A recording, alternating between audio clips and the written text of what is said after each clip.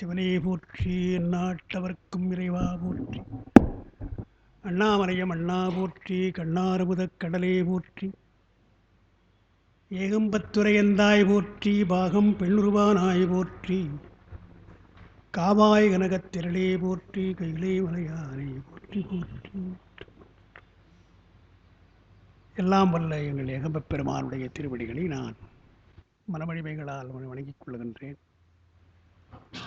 அன்பிற்கு மதிப்பிற்கு உரிய சிவஞான அருணரி அறக்கட்டளை நிறுவனர் ஞானமையா அவர்களே, காஞ்சிபுரம் திருமுறை அருட்பணி அறக்கட்டளை நிறுவனர் சமயச்சிமலையா அவர்களே, அவளுக்கு உடனாய் உறுதுணையாயிருக்கின்ற அன்பா அவர்களே, அரங்கத்திலே அமர்ந்திருக்கின்ற சிவனையச் செல்வர்களே, தாய்மார்களே, உங்கள் அனைவருக்குடைய மனங்கனிந்த வணக்கம். 12 திருமுறைகளில் 10ஆம் திருமுறையாக இருக்கின்ற திருமந்திரம் நம்முடைய அறக்கட்டளையுடைய சார்பிலே 3ஆம் தந்திரத்தை நாம் பார்த்து வருகிறோம். 3ஆம் தந்திரத்தில் காலசக்கரம் என்ற பகுதி, அதற்கு முன்னாலே காயசித்தி உபாயம் என்று நாம் பார்த்திருக்கிறோம். அந்த காயசித்திக்கு பின்னால் காலசக்கரம் என்பதை நாம் புரிந்து கொள்ள வேண்டும் என்று திருமந்திரத்திலே திருமூலர் உடம்பிற்கும் காலத்திற்கும் தொடர்பு இருப்பதாலே உடம்பு எவ்வளவு காலம் நிலைத்திருக்கும் என்ற ஒன்றை இந்த பகுதியில் சொல்லுகிறார். அதற்கு காலம் மிக முக்கியம் என்பதாலே காலத்தை முதலில் நாம் அறிய வேண்டும். மார்கழி மாதத்திலே நாம் திருவாசகம் திருவம்பாவை படிக்கிற பொழுது கண்ணை துயின்று அவமே காலத்தை போக்காதே என்றுதான் அவர் சொல்லுகிறார். தூக்கத்திலேயே நமக்கு காலம் போய்விடுகிறது. பெரும்பான்மையான காலம் நமக்கு தூக்கத்தில் போய்விடுகிறது. அதற்கு பின்னாலே ஏக்கம் இதெல்லாம் நமக்கு நிறைய இருக்கிறது. ஊக்கம் என்பது ரொம்ப குறைவாக இருக்கிறது. அதனால் காலம் என்பதை தோத்திர முறையிலும் பாடியிருக்கிறார்கள், சாத்திர முறையிலும் பாடியிருக்கிறார்கள். தோத்திர முறையிலே பாடுகிற பொழுது நம்முடைய பெருமான் காலத்திற்கு அப்பாற்பட்டவன் என்று காலகாலன் என்று அவனை தோத்திரங்கள் பாடுகின்றன. அந்த காலத்திலேயே நல்ல காலம் கெட்ட காலம் என்று நாமே பிரித்து வச்சிட்ருக்கிறோம். ராகு காலம், யமகண்டம், குடிகை காலம் என்றெல்லாம் எல்லாவற்றையும் கணித்து விட்டு பார்த்தால் நல்ல நேரம் என்பதே இப்போல்லாம் என்ன பண்ணுறாங்க, கேலண்டரில் ஒவ்வொரு நாளும் நல்ல நேரம் எது என்று போடுறாங்க. அது அதிகமாக போனால் 1 மணி நேரம் 1.5 மணி நேரத்தில் கிடையாது, அதுக்குள்ளே எல்லாம் முடிச்சிடணும். அப்போ ஒரு நாளில் 1.5 மணி நேரம்தான் நமக்கு நல்ல நேரம் என்றால் மற்ற நேரம் என்ன ஆகிறது? அதனால் ஞானசம்பந்த பெருமான் தான் முதலாவதாக அதை சொல்லுகிறார், தனியாக எடுத்து பாடுகிறார். நமக்கு தெரிந்தது அந்த கோளறு பதிகம் மட்டும்தான். ஆனால் அந்த பதிகம் இல்லாமல் மற்ற பல திருமுறைகளிலே பல பாடல்களிலே நாளும் கோளும் நமக்கு ஒன்றும் செய்யாது, கோளும் நாளும் தீயவேனும் திரு நாகேஸ்வர பதிகத்தில் கோளும் நாளும் தீயவேனும் நன்காம் நன்கு ஆம் குறிக்கொள்மினே என்ற சிவனடியார்களுக்கு தீய கோளாக இருந்தாலும் இந்த நன்மையாக செய்யும் என்கிறார். அப்பர் பெருமான் நன்மைதானும் தீமைதானும் நன்மையாய் சென்று சிறப்பதே என்கிறார்.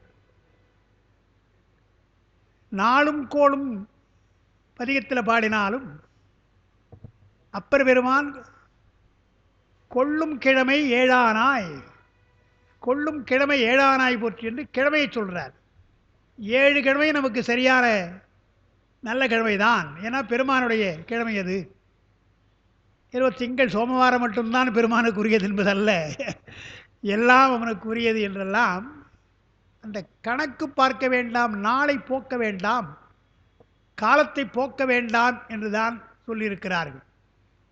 அதனால் நம்முடைய திருமூலர் காயசித்தி என்று சொன்ன பின்னால், யோகத்தினாலே காயத்தை சித்தி செய்த பின்னால் உடம்பை வன்மையாக ஆக்கிய பின்னால் அது எவ்வளவு காலம் இருக்க வேண்டும் என்பதற்கு சாதாரணமாக எவ்வளவு நாள் இருக்கும் ஒரு உடம்பு, அதிலிருந்து நாம் நீட்டித்துக் கொள்ளலாம், யோகத்தினாலே நீட்டித்துக் கொள்ளலாம் என்று காயசித்தினுடைய உபாயமாக பின்னாலே காலசக்கரம், காலத்தை உணர வேண்டும் என்கிறார்.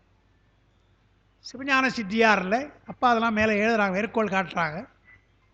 சிவஞான சித்தியாரில் எல்லாவற்றையும் சொல்லிவிட்டு காலம் ஒன்று இருக்கிறது, கால தத்துவம், பெருமான் கால தத்துவத்தின்படிதான் செய்கிறான். எப்படி வினை வழியாக நமக்கெல்லாம் இன்ப துன்பங்களை தருகிறானோ அதுபோல் எந்த காலத்திலே இன்பத்தை தர வேண்டும், எந்த காலத்திலே துன்பத்தை தர வேண்டும் என்று வினை வழியாக பெருமான் காலத்தை எதிர்பார்த்து செய்கிறான் என்று வருது. அப்போ உடனே கடவுள் கொள்கை இல்லாதவங்க உடனே என்ன சொல்கிறாங்க, காலத்தின் வழியாகத்தானே பெருமான் செய்கிறான் நீங்கள் சொல்கிறீங்க, அப்போ காலத்தையே கடவுளாக கொண்டால் என்ன, காலமே கடவுளாக கொண்டால் என்ன என்கிறார். அதை நாம் எப்படி ஒப்புக்கிறோம் சொன்னால், நியாயம்தான், நீ சொல்கிறது நியாயம்தான். ஆனால் காலமும் காலமும் கடவுள் ஏவலால் துணை காரணம் கான். சித்தியாரில் அவர் என்ன விளக்கம் தரார், காலம் இருக்கிறது பெருமானுக்கு துணை காரணம். எப்படி வினை ஒரு துணை காரணமாக இருக்கிறதோ பெருமானுக்கு, பெருமானுக்கு வினை ஒரு துணைக்காரணம். துணைக்காரணம் பல இருக்கலாம். அதனால் ஆன்மாவுக்கு உதவி செய்கிற பொழுது, அருள்கிற பொழுது வினை ஒரு துணைக்காரணம், அவன் செய்த வினை ஒரு துணைக்காரணம், காலம் ஒரு துணைக்காரணம் என்று காலமும் கடவுள் ஏவலால் துணைக்காரணம். ஏன் என்றால் காலத்திற்கு எவ்வளவுதான் சிறப்பு நாம் தந்தாலும் அது சடப்பொருள். காலம் பல என்பது நம்முடைய கொள்கை. காலம் ஒன்று என்று தான் சிலர், காலமே இல்லைன்னு சொல்கிற பௌத்த மதம் போன்றவை எல்லாம் இருக்கிறது. ஆனால் காலம் ஒன்று என்று சொல்கிறவங்க கூட இருக்கிறாங்க. வேதாந்திகள் எல்லாம் காலம் ஒன்றுன்னு சொல்கிறாங்க. அவங்க எல்லாமே ஒன்று ஒன்று சொல்கிறாங்க. அதனால் அதையும் இதையும் ஒன்றுறாங்க. சைவ சித்தாந்தம் காலம் பல என்கிறது. ஏனென்றால் காலத்திற்கு அழிவு உண்டு, கால தத்துவத்திற்கு அழிவு உண்டு என்றால் சடப்பொருளாக இருந்து ஒன்றாக இருந்தால் அது அழியாது என்பது நம்முடைய கொள்கை. காலம் என்பது சடப்பொருள்னு ஏற்றுக்கிட்டால் ஒரு பொருள் தான் அது. காலம் என்பது சடப்பொருளாக இருப்பது ஒன்றுதான் என்று கொண்டால் காலம் அழியாது. சடப்பொருளாகவும் ஒன்றாகவும் இருந்தால் அது அழியாது. ஆனால் சடமாகவும் பலவாகவும் இருந்தால் அது அழியும் என்ற ஒரு வரையறை இருப்பதாலே காலம் ஒன்று அல்ல பல என்றால், சாதாரணமாக நம்மே பார்க்கிற பொழுது இறந்த காலம், நிகழ்காலம், எதிர்காலம் என்று மூன்றாம் நாம் சொல்கிறோம். இறந்த காலத்தை எப்படி கணக்கிடுவது என்றால், இப்பொழுது நிகழ்கின்ற காலத்தை வைத்துத்தான் காலம் இறந்தது என்று சொல்லணும். நேற்று என்று சொன்னால் அது இறந்த காலம், ஏன்னா நம்ம இன்றைக்கு இருக்கிறோம். நாளை என்பது எதிர்காலம் என்றால் இன்னும் வரவில்லை என்று. காலத்தை நுட்பமாக ஆராய்ந்த சிலர் தத்துவத்தில் காலம் என்பது சொல்கிற பொழுது இறந்த காலம் என்று ஒன்று கிடையாது, எதிர்காலம் என்று ஒன்று கிடையாது, நிகழ்காலம்தான் இருக்கிறது என்று சொல்கிறாங்க. ஏனென்றால் இப்போ நிகழ்கின்ற காலம் இப்போ நிகழ்ந்து கொண்டிருக்கிறது. இப்போ வகுப்பு நிகழ்கிறது. இப்போ நமக்கு ஏதோ 5 மணிக்கு நாம் தொடங்கணும்னு சொன்னால் இப்போ 5:10 போகிற ஏறக்குறைய. அப்போ 5 என்பது இறந்த காலம் தானே. ஆனால் வகுப்பு இப்போ நடந்துகிட்டு இருக்குது. இது நிகழ்காலம் தானே. அப்போ நிகழ்காலம் என்பது ஒன்று இல்லை, அது இறந்த காலம் என்று ஒன்று இல்லைன்னு சொல்கிறது எவ்வளோ தவறாக தெரியுது. அதனால் தொல்காப்பியத்திற்கு உரை எழுதிய உரையாசிரியர்கள் ரொம்ப அழகாக எழுதுகிறாங்க. ஒரு நிகழ்ச்சி தொடங்கி முடிகின்ற வரையில் நிகழ்காலம் அப்படி வச்சுக்கணுன்றாங்க. ஏதோ ஒரு நிகழ்ச்சி, அது மேடையில் இருக்கிற பேச்சாக இருக்கலாம், சங்கீதமாக இருக்கலாம், நாடகமாக, நடனமாக, எதுவுனா இருக்கலாம். அது தொடங்கி முடிகின்ற வரையில் நிகழ்காலம். தொடங்கி முடிந்து விட்டால் அது இறந்த காலம். நிகழ்ச்சி தொடங்காத பொழுது அது எதிர்காலம் என்று ஒரு நிகழ்ச்சியை வைத்து, நிகழ்ச்சி தொடங்கி முடிகின்ற வரையில் நிகழ்காலம், அந்த நிகழ்ச்சி முடிந்தால் இறந்த காலம், நிகழ்ச்சி தொடங்கவில்லை என்றால் அது எதிர்காலம் என்று வைத்துக்கிறோம். மொழி வரலாறு எழுதுகின்ற வி.கோ. சூரியநாராயண சாஸ்திரியார் பரிதிமார் கலைஞர் காலத்தை பற்றி எழுதுகிறார். அவர் ஆங்கிலத்தில் அந்த ஆங்கில சார்போடு அவர் எழுதுகிறார். ஆங்கிலத்தில் நமக்கு தெரியும் கண்டினியூவஸ் டென்ஸ் என்று ஒன்று இருக்கிறது, ப்ரெசன்ட் கண்டினியூவஸ் என்று ஒன்று சொல்லுவோம். அது இல்லாமல் ப்ரெசன்ட் பெர்ஃபெக்ட் கண்டினியூவஸ் என்று ஒன்று நாம் சொல்கிறோம். ஆனால் பாஸ்ட் கண்டினியூஸ் பாஸ்ட் பெர்ஃபெக்ட்னு சொல்கிறோம். ப்ரெசன்ட் பெர்ஃபெக்ட் என்று சொல்லுவோம், பாஸ்ட் பெர்ஃபெக்ட்னு சொல்லுவோம். அப்போ ப்ரெசன்ட் கண்டினியூஸுக்கும் ப்ரெசன்ட் பெர்ஃபெக்ட்டுக்கும் வித்தியாசம் இருக்குது இல்லையா? பெர்ஃபெக்ட் கண்டினியூஸுக்கும் என்றால் அதெல்லாம் சின்ன போலே பச்சை வாசல் தான் அதெல்லாம் சொல்லிக் கொடுத்தாங்க எங்களுக்கு அந்த காலத்தில். ஆமாம், ஆங்கிலத்தை எழுதி போட்டு சொல்லிக் கொடுப்பாங்க. ஞாபகம் மாட்டேன். இதெல்லாம் இப்போ நான் படித்தது 8வது படிக்கும் போதோ 7வது படிக்கும் போதோ அதான் அது சொல்கிறது கிடையாது. ப்ரெசன்ட் பாஸ்ட்டு பாஸ்ட் பார்ட்டிசிபிள் சொல்கிறதே கிடையாது. எதுவுமே சொல்லி அதான் வரிசையாக படித்தோம். நான் அது ஆங்கிலமாக இருந்தாலும் படிக்கணும். நான் சொல்கிறது இப்போ நான் 9வதோ 10வது போல் 9வது படிக்கிற பொழுது அப்போவே இந்த டிகிரிஸ் இருக்கு இல்லையா, பாஸ் சூப்பர்லேட்டிவ் டிகிரி கம்பேரிட்டிவ் டிகிரிலாம் இருக்கு இல்லையா, பாசிட்டிவ் டிகிரிலாம் இருக்கு இல்லையா, அதை அப்போ சொல்லிக் கொடுப்பாங்க. சொல்லிக் கொடுத்த பொழுது அதை காம்ப்ளெக்ஸ் சென்டென்ஸாக இருக்கும், அதை சிம்பிள் சென்டென்ஸ்னால் மாற்றணும். இதெல்லாம் அந்த காலத்தில் எங்களுக்கெல்லாம் ஆங்கிலத்தில் பயிற்சி. காம்பவுண்டு காம்ப்ளெக்ஸ் சென்டென்ஸ் இருக்கிறது. காம்ப்ளெக்ஸ் சென்டென்ஸை நீங்கள் சிம்பிள் சென்டென்ஸாக மாற்றணும் என்கிற பொழுது அதுக்கு ஒரு ரூல் போடுவாங்க. இன்ஸ்பைட் ஆஃப் என்று போடணும், இன்ஸ்பைட் ஆஃப்னு போடணும். எல்லாம் சொல்லிக் கொடுத்தது. எனக்கு சொல்லிக் கொடுத்தது நான் எழுதிட்டு எக்ஸாமில் அப்போ எழுதுறேன், கோர்ட்வேலியாக ஆஃப் வேலியில் எழுதுகிறேன். நான் எனக்கு ஆசிரியர் பேர் எனக்கு நினைவில்லை, அவர் எனக்கு வராது, வேறு ஒரு ஆசிரியர், வேறு ஒரு வகுப்பு போகிறவர்.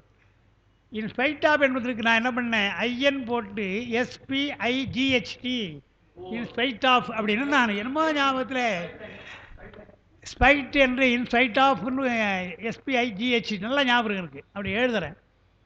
பக்கத்தில் அவர் நின்று பார்க்குறார். பார்த்துட்டு என்ன spelling, what is spelling for spite of அப்படின்னார். மேலே பார்த்தேன், முதல்ல SPITI போடு என்று சொல்லிட்டு போயிட்டார். அப்போ அவர் சொல்லிக் கொடுத்து திருத்தந்து இன்றைக்கி நமக்கு அந்த எழுதுகிற போது ஏன்னா இன்ஸ்பைட்டுன்னு வந்து ஞாபகம் வரணும், இன்ஸ்பைட் ஆஃப். ஆசிரியர்கள் அப்படிலாம் இருந்திருக்கிறாங்க. இருந்து நமக்கு அந்த சரியான நேரத்தில் சொல்லிக் கொடுத்தால் மனசில் அப்படியே பதி.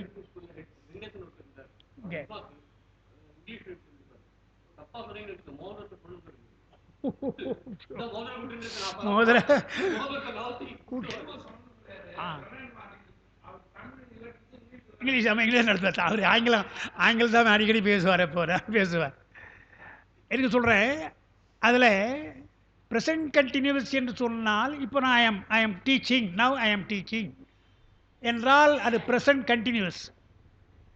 நீங்கள் என்னவா ஆசிரியராக இருந்தீங்களோ, I have been teaching in Loyola, இல்லை I had been teaching in Loyola காலேஜில் நான் டீச் பண்ணிகிட்டு இருந்தேன், இப்போ பண்ணிகிட்டு இருக்கேன் என்று சொல்கிறதுக்கு அது தொடர்ந்து வர்றது.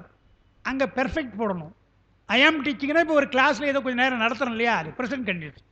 இந்த வித்தியாசத்தை வச்சு அவர் என்ன பண்ணார், வி.கோ. சூரியநாராயண சாஸ்திரியார் இறப்பு நிகழ்வு எதிர்வுன்னு சொல்லிட்டு எப்படி நாம் இப்போ சரியில் கிரியில் சொல்கிறோமோ அதுபோல் இறப்பில் இறப்பு, இறப்பில் நிகழ்வு, இறப்பில் எதிர்வு, நிகழ்வில் இறப்பு, நிகழ்வில் நிகழ்வு, நிகழ்வில் எதிர்வு. அதான் தசகாரி மாதிரி தான். எதிர்வில் இறப்பு, எதிர்வில் நிகழ்வு, எதிர்வில் எதிர்வு என்று 9 ஆக்கி ஒன்றுத்துக்கும் மேற்கோள் காட்டி விளக்கி இருக்கிறார். அப்போ என்ன ரொம்ப மைனூட்டாக அந்த காலத்தை சொல்லணும் என்பதற்காக. திருவாவூரில் இப்போ இருக்கிற நம்ம குஞ்சிதபாதம் இருக்கிறார் இல்லையா, அவர் சொல்லுவார், திருவாசகத்தில் மாணிக்க வாசகர் இமைப்பொழுதும் என் நெஞ்சில் நீங்காதான் தாழ்வாழ்கன்னு சொன்னார். இமையை காட்டிலும் இமைப்பொழுதை காட்டிலும் இன்னும் நுட்பமாக இருக்குது இல்லையா, பாயிண்ட் வச்சு சொல்லலாம் இல்லையா. இப்போ ஒலிம்பிக்கெல்லாம் நம்ம ஓட்டப்பந்தயம் வைக்கிற பொழுது 0 பாயிண்ட் போடுறான் இல்லையா, அந்த வினாடி, அந்த மாதிரி தான் சொல்லணும். அப்படி தான் அவருக்கு மாணிக்க வாசகர் தெரியும். இமையை காட்டிலும் இமைப்பொழுதை காட்டிலும் இன்னும் நுட்பமாக இருக்கிற காலம் தெரியும். அவர் ஃபிசிக்ஸ், அதனால் அவருக்கு தெரியும். ஆனால் நமக்கு புரியாததுக்காக இமைப்பொழுதுன்னு சொன்னார் என்று சொல்கிறார். தொல்காப்பியத்திலையும் சரி நன்னூல்லையும் சரி மாத்திரை அளவு சொல்கிற பொழுது நமக்கு ஒரு நொடி அதைத்தான் கடைசி அளவாக வச்சுக்கிறாங்க. இன்னும் கீழே இருக்குது, அரை நொடிலாம் இருக்குது. நமக்கு அரை நொடிய மாத்திரையை கூட நமக்கு மெய் எழுத்தெல்லாம் அரை நொடி நம்ம சொல்கிறோம். ஆனால் ஒரு நொடி என்பது தான் அளவு என்று வைத்துக்கொண்டு, எப்படி செய்யுளியலுக்கு வரப்போகுது, செய்யுள் யாப்புறங்கலக்காரைக்கு நீங்கள் வந்தீங்கன்னா, ஒரு செய்யுள் என்று சொன்னால் 4 அடி தான் இருக்கணும். 4 அடி, அது அளவடின்னு வாங்க. ஸ்டாண்டர்டைஸ் பண்ணுறோன்ற இல்லையா, ஒரு செய்யுள் எழுதினால் எத்தனை அடி எழுதலாம், 6, 8, 9 எழுதலாம்னா இல்லை, 4 அடி தான் எழுதும். முதல்ல ஸ்டாண்டர்டைஸ் பண்ணிடுறாங்க, அளவடி, அதுதான் அளவடி. அதுக்கு எத்தனை சீர், 4 சீர், 3 சீர் வரலாம், 2 சீர் வரலாம், ஆனால் 4 சீர், இது அளவடி என்று வைத்துக்கணும். அதுக்கு மேற்பட்டு போனால் நெடிலடி, அதுக்கு மேற்பட்டு குறைந்தால் குரலடி என்று வைத்துக்கணும் என்று திருக்குறளில் ஸ்டாண்டர்டாக இருப்பது, அதுக்கு கீழே அது மேலே அப்படி தான் வைத்துக்கணும் என்று கணக்கிட்டிருக்காங்க. செய்யுள்ள 4 அடி தான், 4 அடி தான், பா என்பதெல்லாம் 4 அடி தான். ஆனால் அதுக்கு விதிவிலக்காக ஆசிரியப்பா எவ்வளோலாம் வரலாம். ஆனால் அதுக்கு சொல்கிறாங்க மினிமம் எவ்வளோன்னு சொல்லிட்டாங்க. ஆசிரியப்பா 3 அடி தான் குறைந்தது என்றெல்லாம் சொல்கிறாங்க. அதனால்தான் திருவள்ளுவர் திருக்குறள் எழுதிய பொழுது அந்த அரங்கேற்றத்தில் புலவர்கள்லாம் முதல் தடையாக சொன்னது இதுதான். வெண்பா என்றால் 4 அடி இருக்கணும், இவருன்னா 2 அடி எழுதுகிறாரே என்று. வள்ளுவர் அந்த காலத்தில் எவ்வளோ பெரிய ஜீனியஸ், அவர் எதிர்காலத்தில் 4 அடி படிக்க மாட்டான்னு அவருக்கு தெரியும். ஆனால் 2 அடி சுலபமாக படிச்சிடுவான் என்று தான். காலப்போக்கில் எல்லாம் வேகமாக படிக்கிறது இல்லையா, விரைந்து போகிற காலம். எனவே 2 அடின்றது எவ்வளோ அழகாக இருக்குது, 2 அடி ரொம்ப அழகாக நம்ம சொல்கிறோம் இல்லையா. அதனால் குறள் வெண்பா என்று நான் புதிதாக வைக்கிறேன்னு அவர் சொல்லி அது சமாதானம் சொன்னார்லாம் நமக்கு பார்க்குறோம்.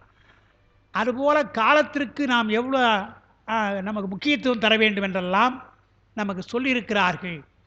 அதை இங்கே சாத்திர முறையிலே சோதிட முறையிலே சொல்லுகிறார். காரணம், வேதத்தினுடைய அங்கமாக சொல்வதில் ஜோதிடம் மிக முக்கியம்.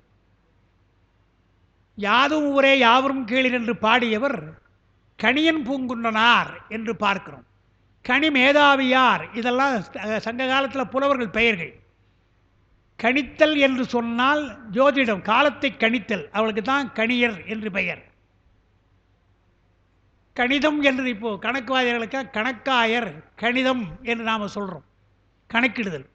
எனவே ஜோதிடம் என்பது வேத அங்கத்தில் 6ல் 1, சிக்ஷை, நிறுத்தம், வியாகரணம் என்பதில் நமக்கு ஜோதிடம் மிக முக்கியம், காலம் மிக முக்கியம் என்று அங்கே வேதத்தில் காலப்பரிமாணம் சொல்லியிருக்கிறார்கள் என்று பார்க்கிறோம். இதெல்லாம் காலத்தை பற்றிய மேலோட்டமாக நாம் தெரிந்து கொள்ள வேண்டிய ஒரு செய்தி. அதை நுட்பமாக இங்கே நமக்கு சொல்லுகிறார். நமக்கு வசதிக்காக நாம் என்ன செய்திருக்கிறோம் என்பதுதான் முதல்ல எழுதுகிறார். வானத்தில் வானியல் சாஸ்திரம் தானே ஜோதிடமும் காலமும். வானியலில் வானத்தில் வருகின்றது ஞாயிறு, திங்கள், இது 2 தான். ஞாயிற்றை பற்றியும் திங்களை பற்றியும் புறநானூறு போன்ற இலக்கியங்களில் ஓமை காட்டி பேசியிருக்கிறாங்க.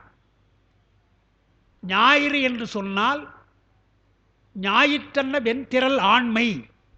ஒரு அரசனுக்கு ஞாயிற்றைப் போல ஆண்மை இருக்க வேண்டும். திரள் எல்லாரையும் அழிக்கின்ற, வெப்பத்தினாலே அழிக்கின்ற அந்த திறமை, அது ஒரு அரசனுக்கு தேவை. ஞாயிற்றன்ன வெண்திரள் ஆண்மையும்.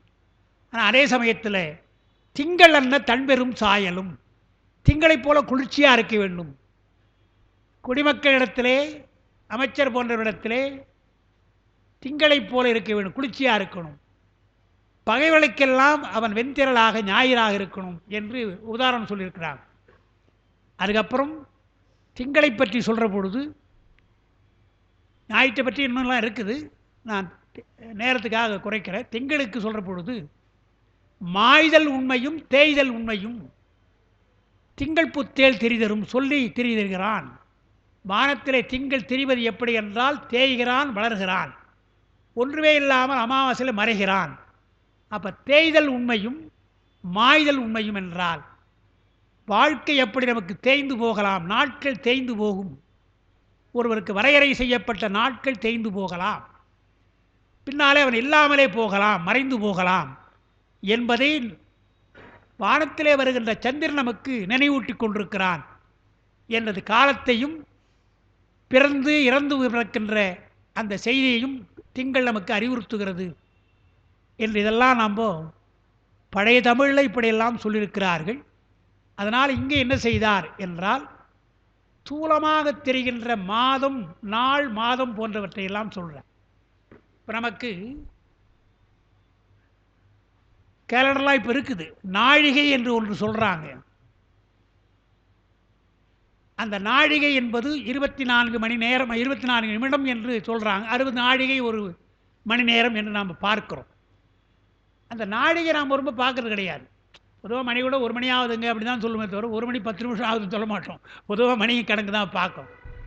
அதுபோல் காலத்தை எது முக்கியமோ அதை நாம் பார்க்கிறோம். அதில் ஞாயிற்றை வைத்து அடிப்படையாக வைத்து கணக்கிட்டால் அது சௌரமானம், சந்திரனை வைத்து கணக்கிட்டால் அது சாந்திரமானம். அதைத்தான் இங்கே சொல்ல போகிறா. அதுதான் உங்களுக்கு நான் நோட்ஸில் கொடுத்துருக்குறோம். அப்பா விரிவாக எழுதியிருக்கிறாங்க அதை. ஏன்னா அப்பாவுக்கு ஜோசியம் நல்லா தெரியும், அதனால் அவங்க அதை நல்லா எழுதியிருக்கிறாங்க. அதாவது ஞாயிற்றினுடைய மேலே இயக்கம் இருக்கு இல்லையா, அது ஒருபடித்தாக மாறாமல் இருக்கும் அது. ஆனால் சந்திரனுடைய இயக்கம் மாறும். காரணம் முழுசாக நமக்கு தெரியுது, பௌர்ணமி முழுசாக தெரியுது, போக போக தேய்ந்து போகிறது, அதே போல் வளர்கின்றது. எனவே நாம் என்ன செய்தோம், வளர்பிறையை வைத்து பிரதமை, துவிதியை, திரியை என்று அந்த திரியை கணக்கிட்டோம். அதேபோல் தேய்ந்தாலும் தேய்வரையும் கூட நம்ம அப்படி கணக்கிட்டோம். ஆனால் வளர்பிறை செய்தால் நல்லது. வளர்பிறையில் தேய்வரையாக இருந்தாலும் கூட பௌர்ணமி என்று சொன்னால் பஞ்சமி வரை நமக்கு நல்ல நாள். இதெல்லாம் நாம் சொல்லி வைத்திருக்கிறோம் அதை நம்ம வசதிக்காக. அதனால் இதெல்லாம் முதல் பாட்டிலே சொல்கிறார். நாம் இன்னும் அதை ஆரம்பிக்கல நினைக்கிறேன் இல்லையா, ஆரம்பிக்கலை. அந்த கால சக்கரம்னே எடுத்து சொல்கிறார். வேகமாக சுழல்வது சக்கரம் அல்லவா, எனவே கால சக்கரம் என்கிறார். முத்துசு அவர்கள், நான் அப்பா கூட கேட்டிருக்காங்க, அப்படி ரைட் தாண்டா அப்படின்ட்டு போயிட்டாங்க. அது ரொம்ப அதுவாக சொல்லலை. என்னென்னா வேற ஒன்றும் இல்லை, சக்கரம் என்ற வார்த்தை இருக்கு இல்லையா, அது வடமொழி சொல்லுது. சக்கரா ஹோட்டல் தான் எங்க கூட பார்க்குறோம், சாப்பிட்றோம், காஃபி சாப்பிட்றோம். சக்கரைப்பள்ளி இருக்கிறது பார்க்குறோம், சக்கரை நல்லூர்னு இருக்குது பார்க்குறோம். அப்போது சக்கரை என்பதை தமிழில் நீங்கள் எழுதுனீங்கன்னா சக்கரம்னு எழுதக்கூடாது, சக்கிரம் தான் எழுதணும். அவருடைய உரையில் அப்படி தான் எழுதுவார். முத்துசு 4ஆம் திருமுறை உரையில் சக்கிரம் தான் எழுதுவார். அதாவது மந்திரம் என்பதை மந்திரம் தானே சொல்கிறோம், மந்திரம் சொல்கிறது கிடையாது. மந்திரம் என்று சொன்னால் மந்திரமலை, மந்திரம் என்றால் இந்த மந்திரம் நமக்கு. எனவே மந்திர என்றால் மந்திரம். அதே போல் தந்திரம் என்றால் தந்திர, சுரந்திரம் என்றால் சுரந்திரம் தான், சுரந்தரம் கிடையாது. இதெல்லாம் வடமொழியிலே தமிழ் படுத்துகிற பொழுது முறையாக அந்த காலத்தில் சொல்லி வைத்தது. இன்றைக்கு சிலது மாறுபடலாம், ஆனால் அந்த காலத்தை முறையாக சொல்லி வைத்தார். அதனால் இங்கே கால சக்கரம் தான் அவரு எழுதுகிறாரு.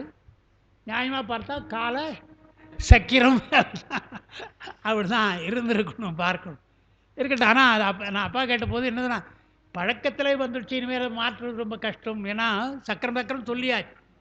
இப்போ நீங்கள் சக்கிரம்னு சொன்னீங்கன்னா அதை புதுசாக நினைப்பான். இது என்ன சக்கிரம், நாம் தப்பாக சொல்கிறேன்னு நினச்சிடுவான் இல்லையா. நாம் யாராவது ஒரு மாணவன் சக்கிரம் எழுதுனா அந்த வாதியார் தப்பு போட்டுருவார், இது சக்கரம் தானே, ஏன் சக்கிரம்னு போட்டுருவார். அதே மாதிரி தான் நான் சொல்கிறது, முறிதல் என்ற ஒரு வார்த்தை இருக்குது. முறிதல், எலும்பு முறிவு, எலும்பு முறிவுன்னு இப்போ சொல்கிறாங்க, புத்தூர் எலும்பு முறிவுன்றாங்க இல்லையா. அந்த எலும்பு முறிவுக்கு இடைநெறி தான் போடணும், வள்ளி நெறி போடக்கூடாது, வள்ளி போடக்கூடாது. முறிதல் என்ன, இடைக்கண் முறிந்தார் பல வில் முறிந்தது சொல்கிறோம் இல்லையா, தான் இடைக்கண் முறிந்தார்னே ஒரு எழுதுகிறார், திருக்குறளில் வருது. ஏன்னா முறிதல் என்றால் அந்த வீரல் விட்டு போதே, அப்படி உடஞ்சி போதுலையா, அப்படி சரியா, அதுதான் முறிதல். நீங்கள் வல்லிரவு போட்டிங்கன்னா முறிதல்னா முறுக்கிறதுன்னு அர்த்தம், முறுக்கிறதுன்னு அர்த்தம். அதனால் அதுக்கு முறுக்குன்னு பேர், முறுக்கு, முறுக்கிறதுனால அது முறுக்கு. குருஞான சம்பந்தர் பாடுற பாட்டு, அதில் ஒரு பாட்டில் அந்த ஒரு விஷயம் சொல்கிறார். தேன்பாகு கற்கண்டு இளநீர் வளைமுறி சீனி கண்ணல். அதாவது பெருமான் ஒரே வார்த்தை எனக்கு சொன்னால் பின்ன தனிப்பாட்டார்கள், தனிப்பாட்டு சிவபோசல் தான் இருக்கும், அது தனியாக இருக்கும். குருஞான சம்பந்தருக்கு உபதேசம் செய்தாராம் கமல ஞானப்பிரகாசர். அந்த வான்பார் கமலையுள் ஞானப்பிரகாச மன்னன் எங்கோன் ஊன்பார் உடற்பவம் நீக்கிட மொழி ஓர் வசனம் உபதேசம். மொழி ஓர் வசனம் இருக்குது. ஒரு வசனம் எப்படி இருக்கான்றால், தேன்பாகு, தேன் பாகுன்னு பிரிக்கணும், தேன் பாகு கற்கண்டு இளநீர் வளைமுறின்னு வரும், வளைமுறி சீனி கண்ணல். ஆண்பாலிலும் தித்தித்து ஊற்றாய்ப்பெறுகள் அரிசயமே என்று ஒரு பாட்டு வை. தித்திப்பெல்லாம் எடுத்து ஒரே வரிசையாக சொல்லியிருக்கிறேன். இதெல்லாம் தித்திக்கிற பொருள் என்று.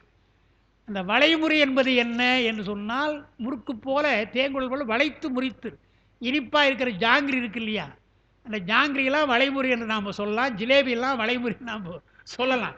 யாருக்கும் புரியலன்னா இப்போ ஜாங்கிரி போடணுன்னா நாங்கள் வளைமுறை போடுகிறோம் என்று சொல்லலாம். அடுத்தவனை குழப்பறதுக்கு. எல்லாம் இனிப்பாக இருக்கிறது வளைத்து முறிப்பது வளைமுறை என்றார். அதெல்லாம் இதெல்லாம் அந்த காலத்தில் தவறில்லாமல் எழுதுவதற்காக சொல்லப்பட்டது. ஆசிரியர்கள் அவ்வப்பொழுது சொன்னாங்க. அது இங்கே கால சக்கரம்னு வைத்து குறிப்போம். சக்கரத்துக்கு கால சக்கரம். மதிவட்டமாக வரை ஐந்தும் நாடி இது விட்டு இங்கு ஈராறு அமர்ந்த அதனால் பதிவட்டத்துள் நின்று பாலிக்குமாறும் அது விட்டு போமாறும் ஆயல் உற்றேன். காலத்தை நான் ஆய்கின்றேன் என்று எது காலம் என்று மொத்தமாக சொல்லிட்டார். மதிவட்டம் ஞாயிறு வட்டம் என்று அங்கே பொதுவாக சொல்லியிருக்கிறார். அந்த ஐந்தும் நாடி இது விட்டு இங்கு ஈராறு அமர்ந்த, ஈராறுனா 12 என்று நமக்கு தெரிவதில் 12 ராசி முக்கியம். சந்திரன் பின்னால் விளக்கம் கொடுக்குறாங்க இருக்கிறது. சந்திரனில் திதியில் 5 திதி முக்கியம் என்று சொல்கிறாங்க. இதெல்லாம் ஜோதிடத்தில் கணக்கிட்டு ரொம்ப நுட்பமாக கணக்கிட்டு நல்ல நாள் பார்ப்பது என்று சொல்கிறாங்க. அதுதான் இங்கே அப்பா அதை எழுதியிருக்கிறாங்க. உங்களுக்கு அந்த நோட்ஸில் அதை எழுதியிருக்கிறோம். சக்கரம் என்றால் சுழற்சின்னு அர்த்தம். சக்கரம்னா இப்போ நம்ம சாதாரண சக்கரம் அல்ல, காலம் சுழல்கிறது என்பதுதான், வேகமாக மாறுகிறது, நேற்றிருந்து இன்றைக்கில்லை என்று பார்க்குறோம். அந்த சக்கரத்தில் சகடக்கால் போலே வரும் என்று சொல்கிறார் இல்லையா ஔவையார். இதில் நாலடியார். அதாவது அகடுரை யார் மாட்டும் நில்லாது, செல்வம் இருக்கு இல்லையா, அகடுரை யார் மாட்டும் நில்லாது சகடக்கால் போலே வரும்ன்றார். வேகமாக போகிறமே, மேலே இருக்கிற ஆரக்கால் கீழே வருது, கீழே இருக்கிற ஆள் மேலே போகுது இல்லையா, அதுபோல் சக்கரம் போல் அந்த செல்வம் மாறி போகின்றார். அதுபோல் இங்கே சுழற்சி, காலம் சுழல்கிறதுன்றார். காயசித்தியாவது காலத்தை கடத்தலே ஆதலால், நமக்கென்று விதிக்கப்பட்ட காலத்திலிருந்து இன்னும் கடக்கிறோம் நாம். அதாவது இறப்பு என்பதற்கு கடத்தல் என்பதுதான் அர்த்தம். இறந்தான் என்றால் கடந்தான் என்ற அர்த்தம். காலத்தை இறந்தான் என்றால் காலத்தை கடந்தான், அவனுக்கு இருந்த காலம் முடிந்து போய்விட்டுன்னு அர்த்தம். காலமாகிவிட்டார் என்று நம்ம சொல்கிறோம் இல்லையா, எல்லாரும் சொல்கிற வார்த்தை தான். ஆனால் இங்கே காயசித்தி செய்தால் காலம் நமக்கு நீட்டிக்கும். காலத்தை கடத்தல்றார். காலம் கடக்கும், நாம் இருப்போம், காயம் இருக்கும், காலம்தான் போயிட்டு இருக்கும். காலத்தை கடப்பதாதலால் காலத்து இயல்பு கூறும் அதிகாரம் மேலே அதிகாரத்தோடு எய்படைத்தாதல் அறிக. ஏன் காயஸ்திக்கும் பின்னால் இந்த அதிகாரத்தை ஏன் வைத்தார் என்பது இயல்பு, அதிகார இயல்பு முதல்ல சொல்லப்பட்டது.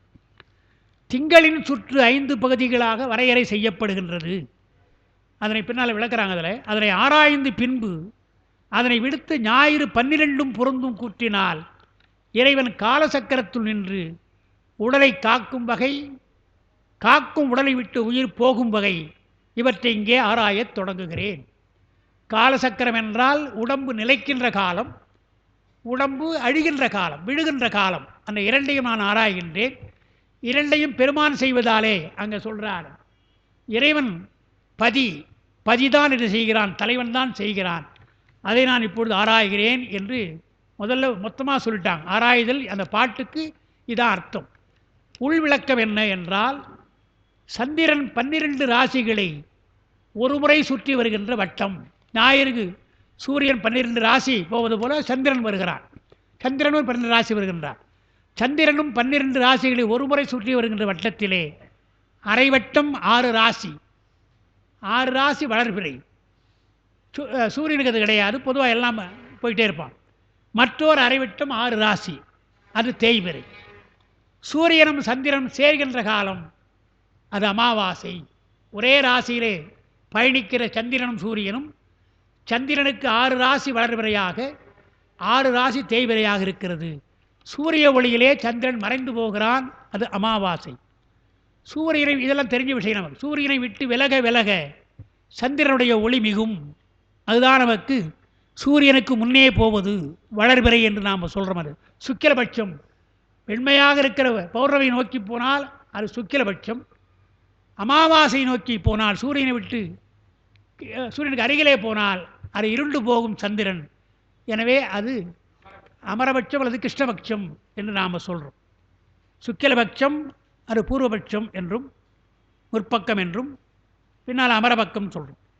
சந்திரன் சூரியனுக்கு 6வது ராசி நிற்கும் பொழுதுதான் முழு நிலவு. இந்த பக்கம் 6 இந்த பக்கம் 6 இருக்கிறதுனால 6வது ராசியிலே சந்திரன் இருந்தால், சூரியனுக்கு 6வது ராசியில் இருந்தால் அது நமக்கு பௌர்ணமியாக இருக்கிறது என்று பார்க்கிறோம். பின்பு சந்திரன் சூரியனுக்கு 7வது ராசி முதலாக வருகின்ற பொழுது, பின்னால் வர்ற பொழுது சூரியனை நெருங்குவதால் அதன் ஒளி மறையத் தொடங்கும், தேய்விரையாக மறையத் தொடங்கும். அந்நிலையில் சந்திரன் சூரியனுக்கு பின்னே செல்வதால் அது பிற்பக்கம், சூரியனுக்கு முன்னே சென்றால் அது முற்பக்கம், பின்னே சென்றால் அது பிற்பக்கம், அபரபட்சம். ஒளி குறைய இருள் மிகுவதால் இந்நிலை கிருஷ்ணபட்சம் என்று சொல்லப்படும். கிருஷ்ணம் என்றால் கருப்பு என்ற அர்த்தம் நமக்கு தெரியும். அதனால்தான் கிருஷ்ணன் என்ற வார்த்தையை நாம் திருமாலுக்கு சொல்கிறோம்.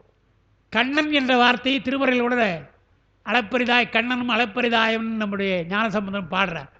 கண்ணன் என்ற வார்த்தை எல்லாம் என்ன நினைக்கிறாங்க, கிருஷ்ணன் என்ற வடமொழியை நாம் தமிழ் படித்திருக்கிறோம் என்று என்றாங்க. அது அல்ல. அவருக்கு அந்த இடத்துல நம்ம கண்ணன் என்று சொன்னால் முழுக்க முழுக்க நாம் கண்ணை கொடுத்தான் இல்லையா பெருமானுக்காக, தாமரை கண்ணனாக நாம் சொல்வதாலே அவனை கண்ணன் நாம் சொல்கிறோம். கிருஷ்ணன் என்பதை நான் இப்படி சொல்லுவோம், கிருட்டினன்னு சொல்லுவோம். கிருட்டினன் என்று சொன்னால் இந்த கிருஷ்ணனை நாம் தமிழ் படித்து சொல்கிறோம். எனவே கிருஷ்ணன் என்ற சொல் கண்ணனுக்கு அது வடமொழி சொல்லாக நேர் சொல் அல்ல என்பதை நாம் தெரிஞ்சுக்கணும். அதுக்காக கிருஷ்ண கருப்புன்னு அர்த்தம். அது கண் என்றால் கண்ணை வைத்து வந்த சொல்லது கண்ணன் என்பது. இது நிறத்தை வைத்து வந்தது கிருஷ்ணன். அப்போ அரைவட்டம் சூரியனது நாட்கணக்கிலே 15 நாளாக சந்திரனுக்கு அமைகிறது நமக்கு தெரியும். 15 நாள் 15 நாள் என்று. அந்த 15லும் உள்ள சந்திரனை அந்நிலை பற்றி 1, 2 என்று முறையாக எண்ணப்பட்டு, அதாவது வளர்பிறை தேய்பிறை அப்படியே என்றோம். சந்திரனை பிரதமை துவிதை என்று நம்ம இதெல்லாம் வழக்கமாக செய்யல திதிகள் என்று 15 திதிகளாக கூறப்படுகின்றன. இதுக்கு அப்புறம் தான் ஒன்று இருக்கிறது, அதுதான் நமக்கு புரியலை. அவங்க எழுதியிருக்கிறாங்க, ஒவ்வொரு கூற்றிலும் உள்ள 5 திதிகள், ஒவ்வொரு கூறு வளர்பிறை தேய்பிறை இருக்கு இல்லையா, அது 5 திதிகள், பிரதமை திதி இருக்கு இல்லையா, அந்த 5 திதிகள் அதுக்கு நந்தை, பத்திரை, சயை, ரித்தை, பூரணை என்று பெயர் பெறும்ன்றாங்க. இந்த 5ஐயும் நன்கு உணர்வதே சந்திரனை நுனிதாக அறிவதாதலால் சந்திரகதியை குறிக்க மதிவட்டமாக வர 5 நாடி என்றார். இது ஜோசியத்தில் உள்ள விஷயம். சந்திரனுடைய போக்கை ஆராய்ந்து பார்த்து ஜோதிடம் கணிக்கின்றவர்கள் இந்த 5 திதிகளை வைத்து, அதாவது நந்தை என்ற முதல் பகுதி எங்கே இருக்கிறது, அடுத்த திதி பத்திரை எங்கே இருக்கிறது என்று பார்த்து அந்த சந்திரனை நுட்பமாக அறிய வேண்டும், அதனுடைய காலகதியை அறிய வேண்டும். அது மதிவட்டம். அதை எடுத்தவுடனே நம்முடைய திருமலை சொல்லிட்டாருங்க, மதிவட்டமாக வரை 5 நாடி என்று அந்த முதல் 5 நாடியை சொல்லுகிறார் என்று பார்க்கணும். சந்திரகதியை முன்னே ஆராய்தல், அதுவே நில உலகத்திலே உயிரிழது வினை நுகர்ச்சிக்கு சிறந்த காரணமாதல் பற்றி. ஏன் மதிவட்டத்தை சொன்னாருக்கு காரணம் எழுதுகிறாங்க. சந்திரனை வைத்துத்தான் நம்முடைய கால அளவு, நமக்கெல்லாம் முக்கியமான கால அளவெல்லாம் சந்திரனை வைத்துத்தான். அதனால் சந்திரகதியை முன்னே அறிய வேண்டும். நில உலகிலே வினை நுகர்வதற்கெல்லாம் சந்திரன் நமக்கு துணையாக இருக்கிறான். இது பற்றியே திதியும் நட்சத்திரமும் சிறப்பாக கொண்டாடப்படுகின்றன. ஏன் திதியை நாம் சொல்லுகிறோம், ஏன் நட்சத்திரத்தை சொல்லுகிறோம் என்றால், இன்றைக்கு திதி என்பதை நாம் தேதின்னு மாட்டிட்டோம். திதியை பார்க்குறது கிடையாது. அதாவது சதுர்த்தி என்றோ பஞ்சமி என்றோ திதியை பார்க்குறது கிடையாது. திதிக்கு பதிலாக தேதின்னு பார்க்க ஆரம்பிச்சிட்டோம். அதே போல் அந்த காலத்தில் நட்சத்திரம் தான் பார்த்தார். நட்சத்திரம் பிறந்த நாள் என்று சொன்னால் நட்சத்திரம் பார்த்தாங்க. இன்றைக்கெல்லாம் டேட் ஆஃப் பர்த் என்று மாற்றி விட்டார்கள், அல்லது தமிழ் தேதி என்று மாற்றிட்டாங்க. இதெல்லாம் நாள் நட்சத்திரம் என்று நாம் சொல்கிறோம் இல்லையா. எனவே திதியும் நட்சத்திரமும் தான் சிறப்பாக கொண்டாடப்படுகின்றன. பஞ்சாங்கம் நமக்கு தெரியும். பஞ்ச அங்கங்கள் என்னென்னு அதையும் நான் எழுதியிருக்கிறேன். திதி வாரம், நட்சத்திரம் யோகம் கரணம், இவை பஞ்சாங்கம். நீங்கள் பஞ்சாங்கத்தில் பார்த்தீங்கன்னா இன்றைக்கு என்ன திதி, இன்றைக்கு என்ன வாரம்னா என்ன கிழமைன்னு அர்த்தம். வாரம் என்பது கிழமைன்னு அர்த்தம். அதாவது சோமவாரம், மங்களவாரம், புதவாரம் சொல்கிறோம் இல்லையா, அது வாரம்னா கிழமைன்னு அர்த்தம். திதி நாம் சொன்ன அந்த திதி, அதாவது பஞ்சமி சஷ்டி போல். நட்சத்திரம் என்ன நட்சத்திரம், இது நமக்கு எல்லாம் தெரியும். யோகம் என்று வர்றபொழுது நம்ம பார்ப்போம், இது அமிர்த யோகமா, சித்த யோகமா, மரண யோகமானு பார்க்குறோம் இல்லையா. அந்த யோகத்தெல்லாம் கணக்கிட்டு இருக்காங்க யோகம். அப்புறம் கரணம் என்றும் இருக்கிறது, அது ரொம்ப அதிகம் பார்க்கறது இல்லை, அதுவும் பார்க்கும். கரணம் என்று இந்த 5ம் சேர்ந்தால் பஞ்சாங்கம் என்று இதை தான் கணக்கிடுகிற பொழுது சந்திரனையும் சூரியனும் வைத்து அவருடைய இயக்கத்தை வைத்து திதி வாரம் நட்சத்திரத்தை எல்லாம் சேர்த்து வைத்து பஞ்சாங்கமாக கணக்கிட்டிருக்கிறார்கள் என்று அதில் அப்பா எழுதுன்னு அங்கே எழுதியிருக்கிறாங்க. திதிகளில் இது அப்பா எழுதுனாங்களா இல்லை நான் இதில் எழுதுனான்னு இல்லை, அப்பா எழுதலை, நான் வேற ஒரு பார்த்து எழுத ஞாபகம். திதிகளில் பிரதமை சஷ்டி ஏகாதசி இந்த 3 இருந்தால் அது நந்தை, துவிதியை சப்தமி துவாதசி என்று இருந்தால் பத்திரை, திருதியை அஷ்டமி திரியோதசி என்று இருந்தால் சயை, சதுர்த்தி நவமி சதுர்த்தசி இருந்தால் இருத்தை, பஞ்சமி தசமி பௌர்ணமி என்றால் பூரணை. இவற்றுள் நந்தையும் பத்திரையும் சுபகாரியங்கள் செய்ய ஆகா.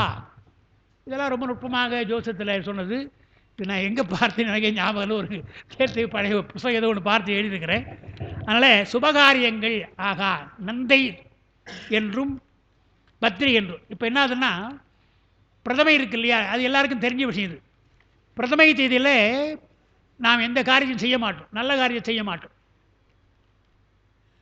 படிக்கிறதுக்கு பிரதமை செய்யலாம் என்று ஒரு கருத்து இருக்குது. கருத்து தான், அதை யாரையும் ஒத்துக்கலை. ஆனால் படிப்பு தொடங்கணும் இல்லையா, பிரதமை தொடங்கலாம் இருக்குது. ஆனால் தொடங்கினால் என்ன ஆகுனா மறுநாள் கட்டாயம் படிக்கணும். கட்டாயம். இப்போ எங்கிட்ட டியூஷன் வரைன்னு வச்சிங்களேன், பிரதமை தேதியில் வந்துட்டீங்கன்னு வச்சிங்களேன், வந்தீங்கன்னா பிரதமை தேதியில் வந்துட்டீங்கன்னு வச்சிங்க, தப்பு இல்லை, நடத்திட்டு மறுநாள் கட்டாயம் வரணும். அது மாதிரி அந்த திதியெல்லாம் இருக்கு இல்லையா, அதெல்லாம் நமக்கு இல்லாத திதி. இதை இந்த நந்தை பத்திரியை வைத்து பார்த்து நாம் தெரிந்து கொண்டால் சுபகாரியங்களுக்கு இவையெல்லாம் ஆகா என்று நம்ம சொல்லியிருக்கிறாங்க. இவ்வளோ தூரம் ஏன் சார் திருமூல சொல்கிறார், நமக்கு தான் நாளும் கோளும் நலிந்தோருக்கு இல்லைன்ட்டாங்க, எல்லா நாளும் நல்ல நாளேன்னு சொன்னால் காலத்தை தெரிந்து என்ன பண்ணலாம், யோகத்துக்கு உதவுவது. அந்த யோகத்துக்காக அவர் சொல்கிறார், யோகம் செய்கிற பொழுது தேவைன்றார். அதாவது இவர் வெளிப்படையாக சொல்கிறார். இப்போ நாம் என்ன பண்ணுறோம், பரம்பொருள் சிவம் என்று சொல்லிட்டு மற்ற தெய்வங்களை வணங்க வேண்டிய அவசியமில்லை, பெருமானை பரம்பொருளாக ஏற்றுக்கொண்டால் தெய்வங்களை வணங்க வேண்டிய அவசியமில்லை, உங்களுக்கு தைரியம் இருந்தால் நம்ம சொல்கிறோம், நம்ம பேச்சில் கூட சொல்கிறோம். இன்னும் மலேசியாவில் ரொம்ப சீரியஸாக சொல்லிட்டு இருக்காங்க. இப்போ நாம் அப்படி சொல்கிறது கிடையாது, இங்கே அதிகம் சொல்கிறது கிடையாது. எல்லா தெய்வங்களையும் வணங்குகிறோம். நேற்று ஆஞ்சநேயருடைய ஜெயந்தி, அது மாட்டுன்னு பெரிய எல்லா இடத்துலையும் ஆஞ்சநேய பற்றி சொல்கிறாங்க.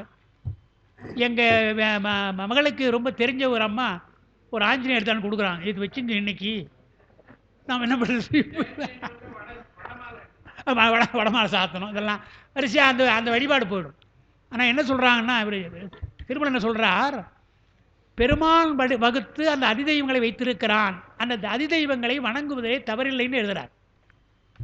அதிதெய்வங்களை ஏன்னா பெருமான் கொடுத்த வந்தான் இல்லையா, பெருமான் கொடுத்த அந்த இப்போது முதலமைச்சர்னு சொன்னால் முதலமைச்சருடைய தேவையில் காவல்துறை இருக்குது, ஒரு காவல்துறைக்கு நம்ம பயப்படுறோம் இல்லையா, அதே போல் மற்ற தெய்வங்களுக்கு பணியலாம். ஆனால் என்ன பரம்பொருளாக எண்ணக்கூடாது. சிவனோடு ஒக்கும் தெய்வம் தேடினும் இல்லைன்னு சொல்லி தெய்வம் இருக்குது, ஆனால் சிவனோடு ஒக்கின்ற தெய்வங்கள் கிடையாது என்று தான் அவர் சொல்கிறார் இல்லையா.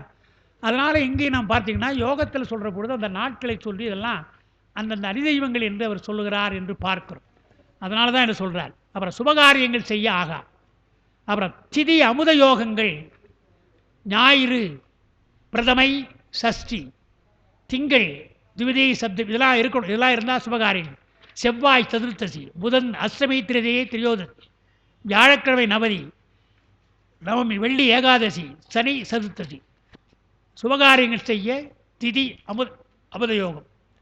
சுபயோகம் எது, ஞாயிறு அஷ்டமி, திங்கள் நவமி, செவ்வாய் சஷ்டி, புதன் திருதியை, வியாழன் ஏகாதசி, வெள்ளி ஏகாதசி, சனி சதுர்த்தசி. அதை சொல்லிட்டு நாசயோகங்கள் அடுத்து சொல்லிட்டார், அதையும் படிச்சுக்கணும் இல்லையா. நாசயோகங்கள் எது, ஞாயிறு சதுர்த்தசி பஞ்சமி கார்த்திகை நட்சத்திரம், அதாவது திதி வரும் அப்புறம் நட்சத்திரம் வரும், வாரம் வரும், வாரம் ஞாயிறு, திதி சதுர்த்தசி பஞ்சமி, நட்சத்திரம் கார்த்திகை, அது அசுபம். திங்கள் சஷ்டி திவிதியை சித்திரை, செவ்வாய் சப்தமி பூரணை ரோஹிணி, புதன் திவிதியை சப்தமி பரணி, வியாழன் அஷ்டமி திரியோதசி அனுஷம், வெள்ளி நவமி சஷ்டி திருவோணம், சனி சப்தமி அஷ்டமி ரேவதி. இவ்வளோ சொல்லிட்டார் இல்லையா. நீங்கள் தனியாக நீங்கள் பஞ்சாங்கத்தில் நீங்கள் பார்த்தீங்கன்னா சுபகாரியங்கள் என்று எது எதுக்கு எந்தெந்ததுன்னு ஒரு சப்தமி எதுக்கு பொருத்தமானது, எது சஷ்டியில் எது செய்யலாம்லாம் வரும், அது வேறு. இது பொதுவாக நாசயோகங்கள் இப்படி மொத்தமாக இருக்கக்கூடாது. ஞாயிறாக இருக்கக்கூடாது, திதி சதுர்த்தசி பஞ்சமியாக இருக்கக்கூடாது, கார்த்திகை நட்சத்திரமாக இருக்கக்கூடாது. இந்த மூன்றும் திதி வாரம் நட்சத்திரம் இப்படி அசுபமாக இருந்தால் அது நாசயோகம் என்று வைத்துக்கணும். அப்படி தான் நம்ம கணக்கிடும். ஈராறு பண்ணிடுறாங்க. ஈராறுன்னார் இது விட்டு ஐந்தும் நாடி, அதாவது மதிவட்டமாக வரை ஐந்தும் நாடி இது விட்டு இங்கு ஈராறு அமர்ந்தாதனால் ஈராறு 12 காலம் இறைவனது ஆணைவடி நின்றே உலகத்தை தொழிற்படுத்தும் என்பதை உணர்த்தவே காலம் பாலிக்குமாறு அங்கே சொல்கிறாங்க. பதிவட்டத்துள் நின்று பாலிக்குமாறுன்னு பாருங்க. காலம் பாலிக்கும்படியாக செய்கிறான் பெருமான். பாலித்து நட்டம் பயில வல்லானுக்கே பல்லாண்டு கூறுதும் பாலித்து நட்டம் தான். பாலனம் என்றால் பரிபாலனம் செய்தல். காலத்தை கொடுத்து உங்களை பரிபாலனம் செய்கின்றான், வினையை கொடுத்து உங்களை பரிபாலனம் செய்கின்றான் என்றுதான் அதற்கு பொருள். எனவே பாலித்து நட்டம் பயில்கின்றான் என்பதற்கு இதெல்லாம் எடுத்துக்கணும். எனவே காலம் பாலிக்குமாறு எண்ணாது பதிவட்டத்துள் நின்று பாலிக்குமாறு என இறைவனது செயலாகவே ஓதினார். காலம்னு சொன்னால் காலத்தை எடுத்துக்குவாங்க. காலமாக பாலிக்குது என்றால் காலம் பாலிக்கவில்லை. பதிவட்டத்துள் நின்றான். பதிவட்டத்துள் என்றால் ஞாயிறு வட்டம், அரை வட்டம், சந்திர வட்டம், அதெல்லாம் நின்று அவன் பாலிக்கின்றான், காலத்தை சொல்லுகின்றான் என்று சொன்னார். அதனால் 15ஆம் பக்கத்தில் உங்களை எழுதியிருக்க காலமும் கடவுளேவலால் துணைக்காரன் தான் என்று நம்ம தொடங்கும்போது சொன்னோம் இல்லையா? அந்த செய்தி உங்களுக்கு தெரிய வேண்டுவதற்காக அந்த முதல் பாட்டு ஒரு 4-5 பக்கத்திற்கு அதற்கு நமக்கு விளக்கம் இருக்கிறது. அப்படிதான் காலத்தை உணர வேண்டும். இப்போ நமக்கு சுபயோகம் எது, பஞ்சாங்கம் என்றால் என்ன என்று ஓரளவு நாம் தெரிந்து கொள்ளலாம். அது போய் பார்க்குறோமோ இல்லையோ, ஓரளவு இதெல்லாம் இருக்கிறது என்று நாம் தெரிந்து கொண்டால், பெரியவர்கள் இப்படி செய்திருக்கிறார்கள், வரையறை செய்திருக்கிறார்கள், அதை நல்ல காரியத்துக்கு நாம் அப்படி செய்யலாம் என்று பார்க்கிறோம். திருமூலர் சொல்வதற்கு முக்கியமான காலம் என்னாலும் யோகத்திற்கு தான் அவர் சொல்கிறார். இதெல்லாம் யோகத்திற்காக பின்னாலே சொல்ல வேண்டும். யோகத்திற்கு நாள் குறிக்கின்ற அந்த ஆண்டெல்லாம் குறிப்பதற்கு போதனாலே மொத்தமாக எந்தெந்த நாட்கள் நல்ல நாட்கள் என்று அதை சேர்த்து சொல்கிறார். ஏன்னா எல்லாருக்கும் தெரிய வேண்டும் அல்லவா என்று. யோக காலம் என்பது ரொம்ப நுட்பமான காலம், இதெல்லாம் எல்லாருக்கும் தெரியும், இது ஒரு வகையிலே பயன்படும் அல்லவா என்று அவாந்தர பயன் என்று சொல்கிறது போல இடைநிலை பயனாக இந்த முதல் பாட்டை அவர் சொல்லியிருக்கிறார். இரண்டாவது பாட்டு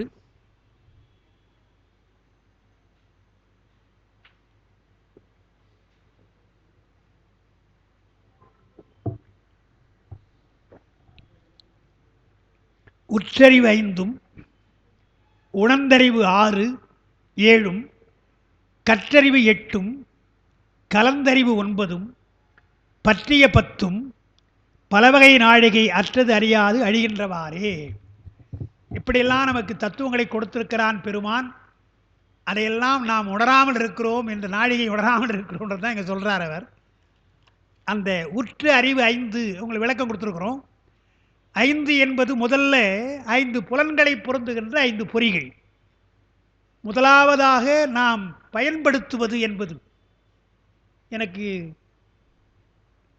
நினைவு எப்படி இருக்கிறது. சிவஞானபுர சிற்றூரில் அப்பா ஒன்று எழுதுகிறாங்க. இறைவன் செய்கின்ற உபகாரத்தில் முதல் உபகாரம் எது முதல் உபகாரம் என்று அவங்க எழுதுகிற பொழுது, இந்த பொறிகள் உடலை கொடுத்து பொறி புலன்களை அனுபவிக்கிறோம் இல்லையா, அதுதான் முதல் உபகாரம் என்று எழுதுவதாக எனக்கு நினைவு. மற்றெல்லாம் எல்லாம் உபகாரம்தான். குழந்தை பிறந்தவுடனே அந்த புலன்களைத்தானே அறிகின்றது முதல்ல. அது காதலை என்னவோ புதுசாக வேற கேட்கிறது, அழ ஆரம்பிச்சுடுது, ஒலி எழுப்புகிறது. இதெல்லாம் இந்த சுவை ஒளி ஊர் ஓசை நாற்று கூட பால் குடிக்கணும் ஆசைப்படுது. எனவே இவையெல்லாம் புலன்கள் அல்லவா. எனவே முதலாவதாக உற்று அறிவு 5. உற்று என்று சொன்னால் பொறிகளால் உற்று. புலன்கள் வேறு, பொறிகள் வேறு. நாம் அடிக்கடி சொல்லியிருக்கிறோம். பொறிகள் என்று சொன்னால் மெய்வாய் கண்மூக்கு செவி என்பது பொறிகள். அதிலே கூட உங்களுக்கு சொல்லியிருக்கிறேன். கண் என்றால் உறுப்பு, காது என்றால் உறுப்பு. கண் பொறி என்றால் தான் நாம் சொல்கிற பொறி, கட்பொறி, செவிப்பொறி என்று சொல்கிறது. ஆனால் உற்று அறிவு 5. 5 புலன்களை பொருந்தும் 5 பொறிகள். அது பொது அறிவு, அது நிர்விகற்பமாக பொதுவாக அறிகின்ற ஒன்று. 6வது அறிவு, 6வது உணர்ந்து அறிவு 6. உணர்வது உற்று என்றால் ஒரு பொருள்கள் மேலே புலன்களிலே உற்று அறிவது 5. அதோட மனம் சேர்ந்தால் தானே சிறப்பு.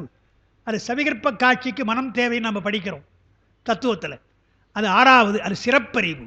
6வது சிறப்பறிவு.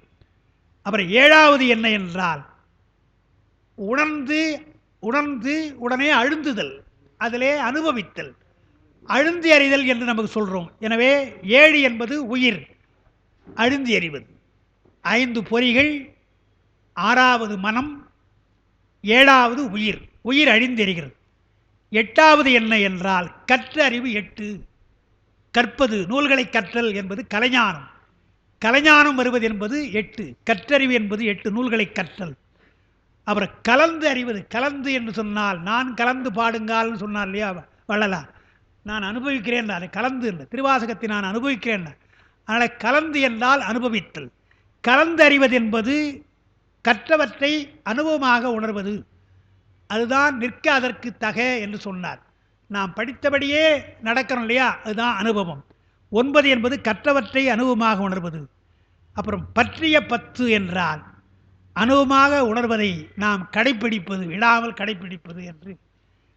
10ம் பல வகை. இப்படி பல வகையாக பெருமான் நமக்கு துளை தந்திருக்கிறார். பொறிகளால், மனத்தால், உயிரால், அறிவினால், நூல்களை கற்பதனாலே கலைஞானத்தால், அதை அனுபவத்தால், உயிர் அனுபவிக்கும். உயிர்தான் அனுபவிக்க உரியது. உயிர்தானும் சிவானுபவம் ஒன்றினுக்கே உரித்துனார். எனவே அனுபவம் என்பது உயிருக்குரியது என்றார். இப்படி பல வகை தொழிலால் உடலுக்கு அளந்த நாழிகை கழிந்தது தெரியாமல். நாள்தோறும் இப்படி நாம் எத்தனை அனுபவிக்கிறோம். இதெல்லாம் ஒவ்வொரு நேரம் போகுதல்லவா, காலம் போகுதல்லவா. ஹைஸ்கூலில் படிக்கிற பொழுது தான், பச்சுபாஸில் படிக்கிற பொழுது ஒரு புத்தகம் நாண்டிட்டேன். அப்போது அந்த ஞாபகம் நல்ல சொல் நல்லா இன்னைக்கு பதியுது. அவர் எழுதுகிறார், இப்போ என்ன செய்கிறார்கள், பொழுது போகவில்லையே போகவில்லையே என்று வருந்துகிறார்கள். பொழுது போதவில்லையே என்று தானே வருந்த வேண்டும் என்று அந்த காலத்தில் அவங்க எழுதினார். பொழுது போகலைன்னு தானே பல பேர் சொல்ல, போர் அடிக்குதா என்னடா பண்ணுறது என்று. பொழுது போகலைன்றாங்களே, அது எவ்வளோ பேர். பொழுது போகவில்லையே என்றார். பொழுது போதவில்லையே என்றல்லவா சொல்ல வேண்டும் என்று சொல்கிறார். அதான் பல வகை தொழிலால் உடலுக்கு அளந்த நாழிகை கழிந்தது தெரியாமல் கழிந்து போவது இறங்கத்தக்கது என்று நாங்கள் கல்லூரியில் பேசுகிற பொழுது, இந்த கவியரங்கெல்லாம் பேசுகிற போதெல்லாம் சொல்கிற வழக்கம் உண்டு. கடிகாரத்தை வைத்தாங்க இல்லையா, வாட்ச் என்பது இருக்குதே, இது அழகுக்கு கிடையாது. முன்ன காலத்தில் மாப்பிள்ளைக்கு வாட்ச் வாங்கி கொடுக்கணும் அப்படின்லாம் சொல்லிட்டு இருப்பாங்க. வாட்ச் வாங்கி கொடுத்தாங்களா, ஷூ வாங்கி கொடுத்தாங்களா என்று அந்த காலத்தில் அது அழகுக்காக அது ஒரு அலங்காரத்துக்காக. வாட்சை ஏன் கையிலே கட்டியிருக்கணும்னா அது முக்கியமானது. நமக்கு பார்க்கிறதுக்கு அடிக்கடி பார்க்கணும்னா நேரத்தோடு இருக்கணும் இல்லையா. நம்ம அப்புறம் நேரத்தோடு நடக்காமல் இதை கட்டிட்டு என்ன பிரயோஜனம், எதுக்கு பிரயோஜனம். ஆனால் என்ன செய்தார்கள், ஆங்கிலேயம் என்ன பண்ணால், இந்த கடிகாரத்தில் மணி இருக்கு இல்லையா, மணி காட்டுவதற்கு ஹேண்டுன்னு தான் சொன்னான். நாழிகைக்கு ஒரு நாழிகை, மினிட் ஹேண்டுன்னு ஒன்று சொன்னான். நிமிஷத்தை காட்டுகின்றது ஹேண்ட், கைன்னு சொன்னால், மணியை காட்டுவது கைன்னா. நாம் அப்படி சொல்லலை. பெரிய முள் சிறிய முள் என்று சொல்லியிருக்கோம். முள் என்றால் பிரிக்கிங் இல்லையா, அப்போ தான் குத்தும் இல்லையா. அந்த காலத்தில் வந்தது, நான் பார்க்கலை, கேள்விப்பட்டிருக்கிறேன். பர்மாவாஜியார் ஒருத்தர் இருந்தார் வானி நிலையத்தில், அவர் சொல்லுவார். அதை அவர் பர்மாவில் வந்து அவர் சொல்லுவார், வாட்சில் அலாரம் வைக்கலாண்டா, அலாரம் வைக்கா கிக்கின்னு கத்தும், அது நான் பார்த்துருக்கேன், அது கேட்டிருக்கிறேன். அது இல்லாமல் அலாரம் வைத்தா 4:30 மணிக்கு வைக்கிற வச்சு வெடியிருக்காலும் 4:30 மணிக்கு ஒரு குத்துமா, கீழே இருக்கிற ஊசி மாதிரி குத்துமா, குத்தி எடுத்துவா பிரிக்கிங், அதான் அலாரம், எழுதுக்குவாங்க டக்குன்னு என்று அப்படிலாம் கண்டுபிடிச்சிருந்துருக்கான். என்றால் காலத்தை வீணாக்கக்கூடாது என்பதற்காக நம்ம ஆட்கள் என்ன பண்ணாங்க, அதை முள் என்று சொன்னாங்க. பெரிய முள் சிறிய முள் என்று சொன்னால் முள் போல இருக்கிறது, ஜாக்கிரதையாக ஒவ்வொரு நேரம். அதனால்தான் மூணு ஹேண்டு வச்சுருக்கான். செகண்ட் ஹேண்டில் ஒன்று வச்சுருக்கிறாங்க. வினாடி காட்டு, அதை நம்ம பார்க்குறதே கிடையாது, வினாடி பார்க்குறதே கிடையாது. அப்பாவுடைய ஒரு, அதாவது அவங்களுடைய ப்ரெசன்ஸ் ஆஃப் மைண்ட் அவங்களுக்கு நிறைய உண்டு இல்லையா, அவங்களுக்கு அதை அவங்கள ஏமாற்ற முடியாது சொல்லலாம். நாங்கள் படிக்கிற பொழுது நாங்கள் என்ன பண்ணுவோம், இந்த மாதிரி வாட்சை கொடுத்துட்டு, ஒரு 2 கொடுத்துட்டு, இந்த வாட்சை பாரு, ஒரு 2 நிமிஷம் 3 நிமிஷம் பாரு, அப்புறம் இதில் நான் கேள்வி கேட்பேன், நீ பதில் சொல்லணும் அப்படின்னா அவன் என்ன பண்ணுவான், வாங்கி பார்த்துட்டு, இது டைட்டன் வாட்சி, அதில் இந்த இது இருக்குது, இது ரோமன் லெட்டர் இருக்குது, செகண்ட் ஹேண்ட் இருக்குது, இதெல்லாம் பார்ப்பான். பார்த்துட்டு கொடுத்துருவான். வாங்கினோடனே மணி என்னான்னு கேட்போம். மணி என்னான்னு அதை பார்த்துருக்க மாட்டான், அதை பார்த்துருக்க மாட்டான்.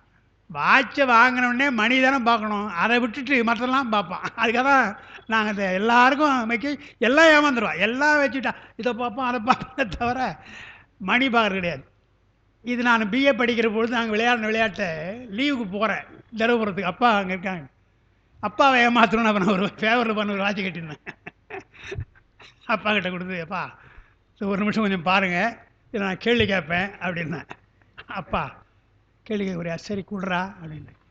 இப்போ என்ன மணி எடுத்த உடனே அவங்க இப்போ என்ன மணின்னாங்க இல்லையா. அந்த கூர்த்த மதின்றது எதை எங்கே இப்படி பார்க்குறோம், அதனால தான் அவங்களுக்கு இதெல்லாம் புரிஞ்சுது இல்லையா. இதில் என்ன இருக்குதுன்னு புரியணும் இல்லையா. அதான் அப்புறம் என்னப்பா முதல்ல, ஏண்டா மணியை வாங்கினா முதல்ல வாட்சை வேணால் மணி தானடா பார்க்கணும், அப்புறம் தானடா முதல்லாம் பார்க்கணும் என்று அவங்க சொல்கிறாங்க இல்லையா. அந்த மாதிரி காலத்தை எப்படி உணர வேண்டுறதுக்கு 5 பல நாழிகை இல்லை. இப்படி எங்கே 6 வகையாக 7 வகையாக 10 வகையாக நமக்கு பெருமான் உதவி இருக்கிறானே. அந்த நாழிகை உணராமல் பற்றிய 10ம் பல வகை நாழிகை அற்றது அறியாதுன்னர். காலம் போகிறதே தெரியாமல் போச்சான், மணி ஆகி போச்சான் அப்படின்றான் இல்லையா. காலம் போவதே தெரியாமல் அற்றது அறியாதுன்னர். காலம் போவது தெரிஞ்சால் கூட கொஞ்சம் வீழ்ச்சிக்குவான், அது தெரியாமலே போகிறது அல்லவா. அதனால்தான் காலம் பெற அழுதார், காலம் உண்டாகவே காதல் செய்து உண்மின் என்றெல்லாம் சொல்கிறாரு பரிமேலழகர். அந்த காலம் பெற என்றதை எழுதுகிறார், எடுத்து சொல்கிறார். வேண்டின் உண்டாக துறக்க என்று ஒரு குறள். இளைய காலத்திலேயே துறந்து விட வேண்டும். வயசான காலத்தை துறந்தான துறக்காவிட்டு போனான்னு, இளமை காலத்தை துறவு என்றால் இளமையிலே துறக்கும் என்று. வேண்டின் உண்டாக இல்லையா, உண்டாக என்பதற்கு காலம் உண்டாகவே என்றார். காலம் பெற உண்டாக என்று எழுதுகிறார் பரிமேலழகர். எனவே அற்றது அறியாமல் போகக்கூடாது, காலத்தை கழிப்பதற்கட்டும். காலம் கழிகிறது என்றாவது தெரிய வேண்டும் அல்லவா, உனக்கு தெரிய வேண்டும் அல்லவா என்று அற்றது அறியாது அழிகின்றவாறே என்று சொன்னார். உடலிற்கு அளந்த காலம் உருண்டோடும், அந்த ஓட்டம் பல வகை என காலசக்கரம். எனவே உடலுக்கு என்று அளந்த காலம் இருக்கல்லவா, அது உருண்டோடி விடலாம், அந்த ஓட்டம் பல வகைன்னு சொல்லிட்டார். அடுத்து 3வது பாடல். அழிகின்ற ஆண்டு அவை 53, மொழிகின்ற 33 என்பதாகும். கழிகின்ற கால் 62 என்பது எழுகின்ற 50 எண்ணல் திருந்தே என்று ஆயுட்காலத்தை குறிப்பாக சொல்கிறார். பிறந்தவர்கள் எவ்வளவு காலம் இருக்கலாம் என்பதற்கு ஒரு வரையறை செய்கிறார். உலகிற்கு 13 ஆண்டுகள் பயன்று இறக்கும் எல்லையினர். 13 வயதில் ஒருத்தர் இறந்து போனான்னு சொன்னான், பிரயோஜனமே இல்லைப்பா. 13 ஆண்டு காலம் வாழ்ந்தான், என்ன சாதித்தான், ஒன்றுமில்லையே. திருமூலர் சொல்கிறது 13 ஆண்டு காலம் நமக்கெல்லாம் சொல்கிறார். ஞானசம்பந்த பெருமான் 16 ஆண்டு காலத்தில் எல்லாத்தையும் முடிச்சுட்டு போனார். அவரெல்லாம் நமக்கு செய்யக்கூடாது. அதனால் நம்ம மாதிரி இருக்கிறவங்கெல்லாம் 13 ஆண்டிலே இறந்து போனால் ஒன்றும் இல்லையே, பயன் இல்லாமல் போகின்ற காலம், பிறந்தும் பயனில்லாமல் போகின்ற காலம்னார். எனவே அழிகின்ற ஆண்டு அவை 5 3னர். ஐன்னா 5, 5ன்னா 5 5 10, 3 என்றால் 3 13. 5 என்றால் 25 வைக்கக்கூடாது. என்பதுக்கு 5 + 5 3 13 ஆண்டு. உலகிற்கு நமக்கெல்லாம் 13 ஆண்டுகள் பயனின்றி இறக்கும் இல்லை. ஒருவேளை இறந்தால் அது பயனின்றி போகின்ற காலம். 33 ஆண்டுகள் பலரும் இறங்கி பேச இறக்கும் எல்லையினர். என்னப்பா சின்ன வயசு போயிட்டாரப்பா, நல்லா வந்தாரப்பா அப்படின்றா இல்லையா. 30 வயசு என்று சொன்னால், 33 என்று சொன்னால் பலரும் இறங்கி பேச இறக்கும் எல்லை, அது 33. 62 ஆண்டுகள் பயன் பெற்று இறக்கும் இல்லை. பரவாயில்ல, 60 இருப்பாரா, மணிவேலாம் பார்த்தாரப்பா, 2 வருஷம் ஆச்சு, பரவாயில்லப்பா என்று. அது 62 என்று சொன்னால் கொஞ்சம் பரவாயில்ல. அதுக்கப்புறம் 80 ஆண்டுகளும் 100 ஆண்டுகளும் நிறைந்து முற்றிய எல்லையாகவும் கணக்கிடப்படுதல். அது முடிந்த உயர்ந்த, அதெல்லாம் போனஸ்ன்றாங்க, எல்லாம் போனஸ் இல்லை. 60 திருமூலரே என்ன பண்ணிட்டார், 60க்கு மேலே எல்லாம் போனஸ் தான்ட்டார். 80 ஆண்டுகளும் 100 ஆண்டுகளும் நிறைந்து முற்றிய எல்லையாகவும் கணக்கிடப்படுதல் காலசக்கரத்தின் முறை. 12 ஆண்டு காலம் அப்பா இங்கே இருந்துட்டு, தருமபுரத்தில் இருந்துட்டு இங்கே வந்தாங்க. வந்தவுடனே என்னடா செய்யறது, ஏதாவது கிளாஸ் எடுக்கணும் அப்படின்ற மாதிரி அவங்களுக்கு என்ன போடுது. முத்தமிழ் அச்சகம் அப்போ இருந்தது. காலப்பு மலையர் அப்போ இருந்தாரா இல்லையான்னு நினைவில் எனக்கு. முத்தமிழ் அச்சகம் இருந்துட்டு அப்போ இவர் சச்சிதானந்தர் இருந்தார், அவருடைய வரலாறு இருந்தார். அதனால் இங்கேயே ஏதாவது பாடம் நடத்துங்களா சார்னு சொன்ன பொழுது எல்லாம் அப்போ சம்பந்தம் முறை எல்லாமே இருந்தாங்க, பல பேர். எல்லாம் என்ன பண்ணாங்க, நாலடியார் நடத்துங்க என்று சொன்னாங்க. நான் அப்போ இங்கே வந்துட்டேன், மாயத்துக்கு வந்துட்டேன், இது மெட்ராஸ் வந்துட்டேன், இருந்தாலும் வருவேன். நாலடியார் நடத்தும்போது அவங்க ஒன்று சொன்னாங்க, அது வருது, அது வருது. உனக்கு எத்தனை வயசு என்று ஒருத்தர் யாருன்னா கேட்டான்னு சொன்னால் உனக்கு வயசாகி போச்சுன்னு அர்த்தம். அதில் வருது நாலடியார். அதை பாடம் நடத்துனாங்க. அப்பா சொன்னாங்க, நான் 12 வருஷம் முடித்து இப்போ தான் வந்தேன், எல்லாம் என்னை பார்த்து என்ன வயசுன்னு கேட்குறாங்க அப்படின்னா என்னாச்சு, வயசாகி போச்சுன்னு அர்த்தம். வயசாகி போச்சுன்னு அர்த்தம் என்றால் 60க்கு மேலே போனால் வயசு என்னங்க வயசு என்னங்க இருக்குது உங்களுக்கு அப்படின்னா, சரி என்ன இவ்வளோ வயசு போச்சே என்று அதுக்கு அர்த்தம் பண்ணுறார். அதான் அதுக்கு மேல் உள்ளதெல்லாம் 80 100 நமக்கு முற்றிய எல்லைன்னார். எல்லையே கூறியமையால் அது எல்லை தான் சொன்னாங்க. அதற்கு உட்பட்ட ஆண்டுகளும் அத்தகைய ஆதலறிய. அதுக்கு விட்டு 13 12 போகலாம், 11 போகலாம் இல்லையா, அதையும் வைத்து 13 எல்லையில் மேக்சிமம் எல்லையை சொன்னார், தவிர அதுக்குள்ளேயும் இறந்து போகலாம். அதைத்தான் நம்முடைய இன்னைக்கு வரும்போது கூட அமர்நாதோட பேச்சு வந்தேன். நெருநல் உடனொருவன் இன்றில்லை என்னும் பெருமை உடைத்து உலகு என்று ஒரு குறள் சொல்கிறார் இல்லையா. பரிவேலை பற்றினும் பேசிட்டு வந்தோம். அந்த குறள் எல்லாருக்கும் தெரிந்த குறள் தான். எல்லாம் என்ன சொல்லுவாங்க, நேற்று இருந்தவன் இன்றைக்கி போயிட்டான் அப்படின்னு தான் சொல்லுவாங்க. நான் நிரணல்னா நேற்றுன்னு அர்த்தம். நிரணல் உடனொருவன் இன்று இல்லை, நேற்று இருந்தவன் இன்றைக்கி இல்லை, வள்ளுவரே சொல்கிறாருப்பா அப்படின்னா. நான் கேட்குறது அவரும் பரிவேலை அதை எண்ணுகிறார். இறந்தவர் யாராயிருந்தாலும் நேற்று இருந்தவர் தான் இன்று இல்லை, அதானே. யாராயிருக்கட்டுமே, அது யாரும் தானே.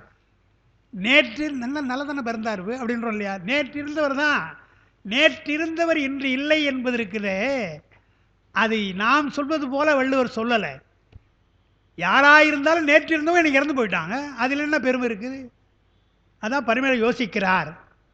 நெருநல் என்பதற்கு நேற்று உளனாயினான், நேற்று தான் பிறந்தான்றார். நேற்று இருந்தான்னு சொல்லலை, நேற்று தான் பிறந்தான் ஒருவன். நெருநல் உளனாயினான் இன்று இளனாயினான். ஒரே சீக்கிரம் அவ்வளோ குயிக்காக சொல்கிறார், நேற்று இன்றுன்றார். அதுபோல் சீக்கிரம் போயிடுறாங்க இல்லையா, பிறந்த குழந்தை கூட உடனே போயிடுது இல்லையா. அதுபோல் அதுதான் பெருமைன்னாரா. பெருமை உடைத்து உலகு என்பதற்கு இவரே நம்முடைய பரிமேலழகர் இன்னும் நுட்பமாக எழுதுகிறார். உலகு என்பது சடப்பொருள். இந்த உலகத்துக்கு என்ன பெருமை இருக்குது, பெருமை இருந்தாலும் சிறுமை இருந்தால் என்ன, அது பாராட்டினான்னா பாராட்டான. அதனால் பெருமை என்பது பெருமைன்னு அர்த்தம், புகழ் என்ற அர்த்தம் கிடையாது என்று என்ன சொல்கிறார்.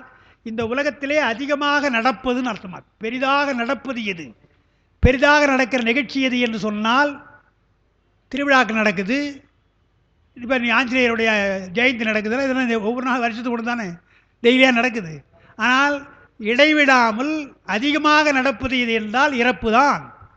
அதைத்தான் வள்ளுவர் சொல்கிறார். நிலையாமை சொல்கிற பொழுது பிறப்பினுடைய விகிதம் கூட குறைந்திருக்கலாம், ஆனால் இறப்பினுடைய விகிதம் அதிகமாக இருந்து கொண்டே இருக்கிறது. அதனால் தான் நெருநல் உளன் ஒருவன் இன்று இல்லை என்னும் பெருமை. அதைத்தான்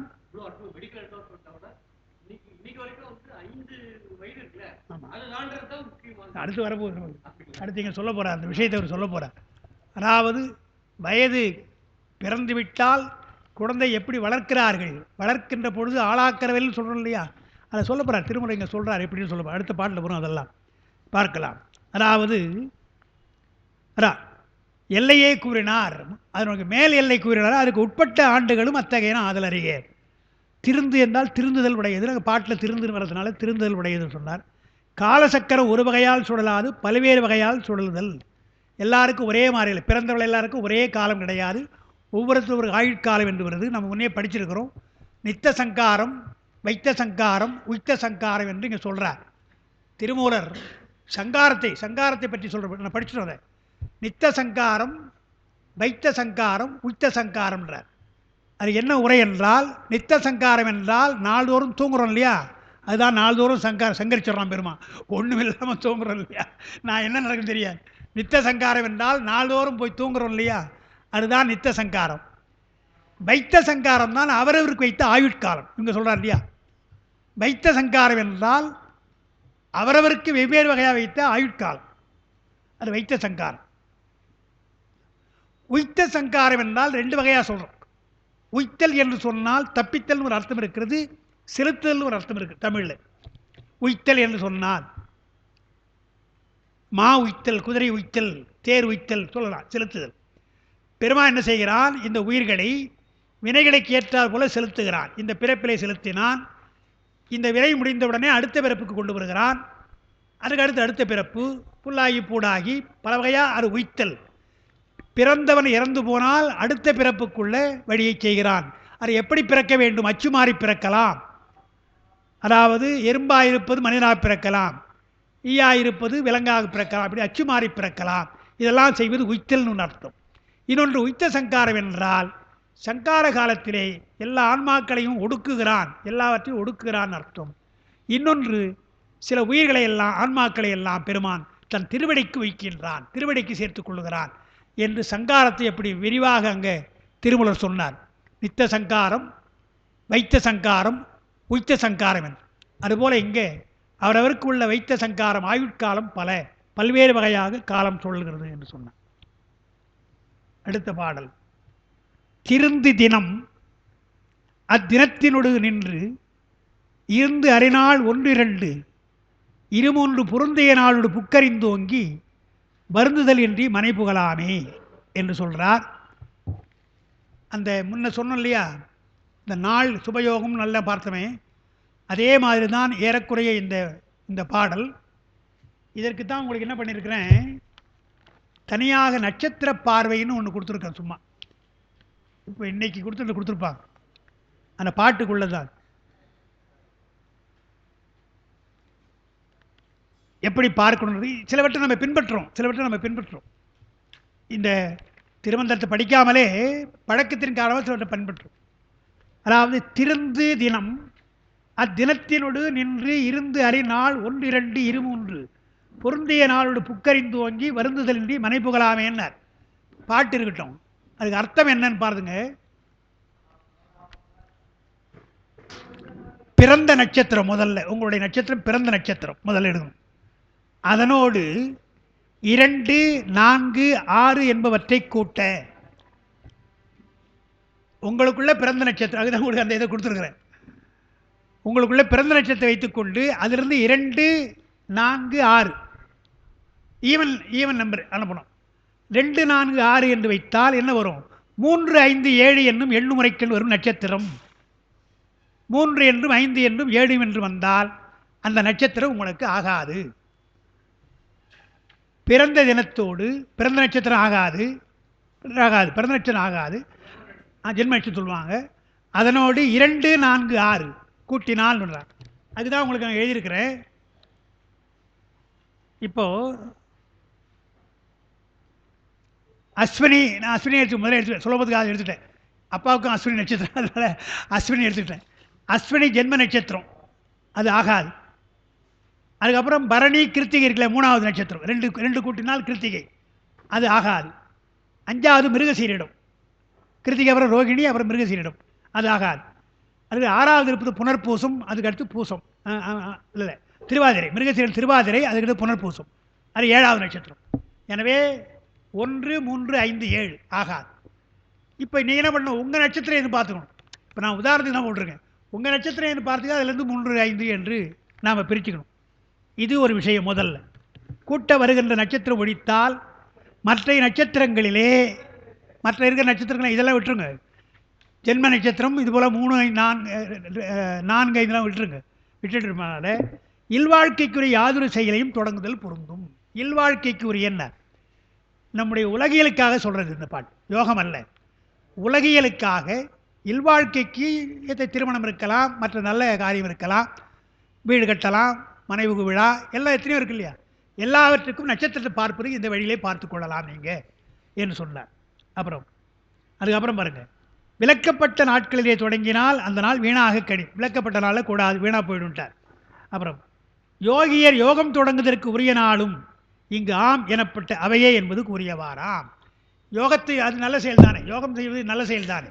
எனவே நாமெல்லாம் உலகில் இந்த யோகம் செய்கிறோம், யோகம் போகம் என்று நாம் செய்கிறோம். ஆனால் யோகிகள் யோகம் செய்கிறாங்க இல்லையா, யோகம் செய்வது நல்ல நாள் அல்லவா. எனவே அந்த சுபயோக தினம் போல அந்த யோகத்திலே நல்ல நாட்களில் இதை செய்யலாம், யோகிகளுக்கும் இது பொருந்தும் என்று சொல்லிட்டார்.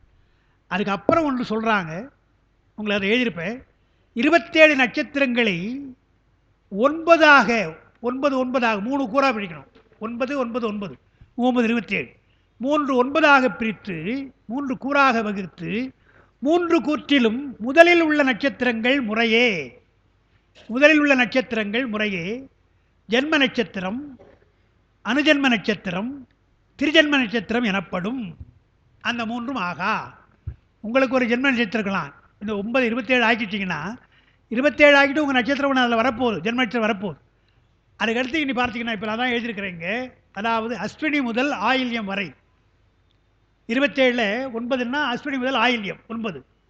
அந்த 9 வரை அதில் முதல் இருப்பது அஸ்வினி இல்லையா? முதல்ல இருப்பது அஸ்வினி. அது ஆகாது. அது ஜென்ம நட்சத்திரமாக வைத்துக்கணும். ஜென்ம நட்சத்திரம் போல வைத்துக்கணும். உங்களுக்கு ஜென்மத்தில் இருக்காது அது.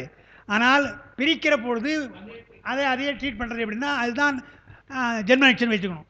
அதுக்கடுத்து மகம் முதல் கேட்டை வரை 10வதிலிருந்து 18 வரை அது அனுஜென்ம நட்சத்திரம். அஸ்வினி ஜென்ம நட்சத்திரம், மகம் அனுஜென்ம நட்சத்திரம். அதுக்கப்புறம் மூலம் முதல் ரேவதி வரை அடுத்த 9. அதில் மூலம் என்பது திரிஜென்ம நட்சத்திரம். இப்படி கணக்கிட்டு பார்த்து கொண்டு 39 27 இது பொதுவானது. 27 எல்லாருக்கும் பொதுவானது. இதில் எது முதல்ல வருது என்று பார்த்து கொண்டு அப்போ அஸ்வினி கூடாது, மகம் கூடாது, மூலம் கூடாது என்று பார்க்கும். முதல் நட்சத்திரம் கூடாது. அப்புறம் 2 4 6 8 9 எண்ணும் முறை நட்சத்திரங்கள் ஆகும்னா 2வது எண் 4வது என்று ஈவன் நம்பராக இருந்து 9வது சேர்த்தால் அது எண்ணுமுறை நட்சத்திரங்கள். அது தாராபலன் பார்த்தல், தாரகை நட்சத்திரம். எனவே தாராபலன் என்று ஜோசியத்தில் தாராபலன் பார்ப்பார்கள். இந்தந்த நட்சத்திரம் நீங்கள் செய்யலாம் என்று சொல்கிறாங்க இல்லையா, நல்ல நாள் குறிக்கிறாங்க இல்லையா, அதுக்கெல்லாம் இந்த பலன் வரும் என்று. இதையெல்லாம் நமக்கு காலசக்கரத்தில் அதுதான் காலசக்கரத்தில் சரி. ஆனால் இங்கே 1 மணி நேரம் தான் ஆகுது.